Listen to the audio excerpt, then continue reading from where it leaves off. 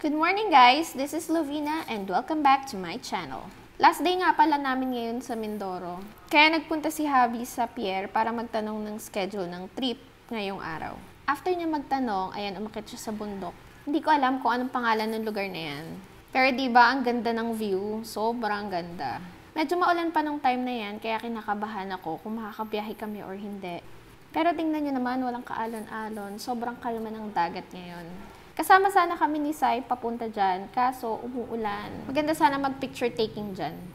Nagdalawang isip nga din akong sumama kasi meron kaming online PTA meeting. Late na din kami nagising kaya wala na talagang chance na makasama kami ni Sai.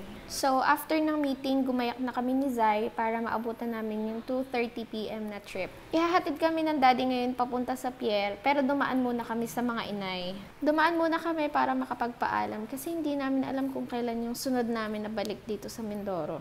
So ayan, picture muna with inay. Pagdating namin dito sa Pierre, wala pa yung barko na sasakyan namin. Kaya tamang tambay lang muna dito sa labas. Siyempre, hindi pala pwedeng tambay lang. Kailangan dumaan si Sai sa treats para bumili ng mga candies niya. Akala mo nasa grocery store, lahat ng candy ata kinuha na itong batang to eh. Pero siyempre, hindi siya lagi ganyan. Alam niya kung kailan siya pwedeng kumain ng candy at saka hindi. So ayan, dumating na yung barko na sasakyan namin, kaya hinatid na kami ng daddy sa loob. Hanggang dito lang pwede yung sasakyan, kaya naglakad na kami papasok. So, binuhat na ng daddy si Sai, pasakay ng barko. Ewan ko ba sa batang to, ayaw maglakad. Nung pasakay na kami, kinuha na ni Habi si Sai. Wala siyang choice, maglalakad na siya. Ang dami naming bitbit, hindi na namin siya kayang buhatin. So, eto yung view sa taas bago umalis yung barko. Di ko ba alam, ilang beses na kaming bumiyahe pa puntang Mindoro at pabalik ng Batangas. Pero nahihilo pa din ako. Si Sai mukhang okay naman siya, mukha namang hindi siya nahihilo sa biyahe. Nahihirapan akong sundan si Sai, kaya si Habi na lang yung pinapasunod ko sa kanya. By the way, daytime kami nag-travel ngayon kasi gusto namin makita ni Sai yung view ng dagat tsaka ng mga bundok. Madalas kasi tinatapat namin naggabi yung travel kasi iwas traffic na din.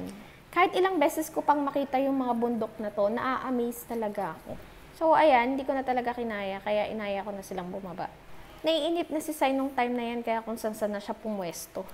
O diba, hindi mo nga masasabing nahihilo yung batang yan eh. Lahat na inikutan yan, pati ilalim ng lamesa.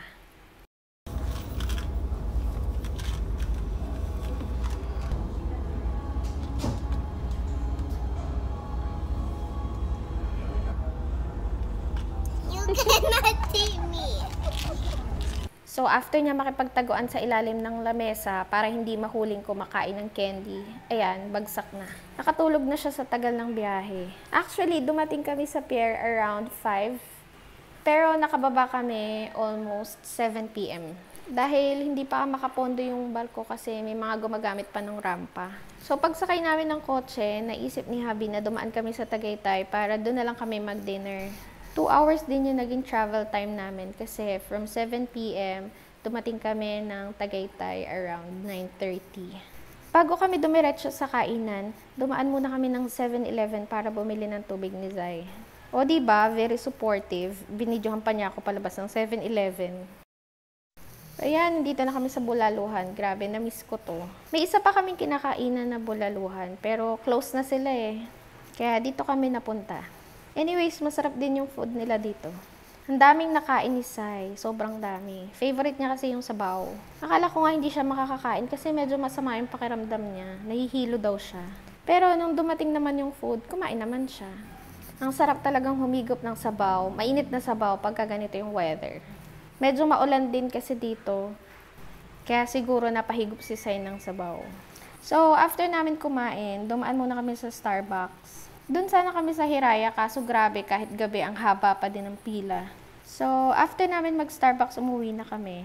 4 AM na kami nakauwi. Ang haba ng biyahe namin, no? So, ayun na lang muna. See you on our next video. Bye!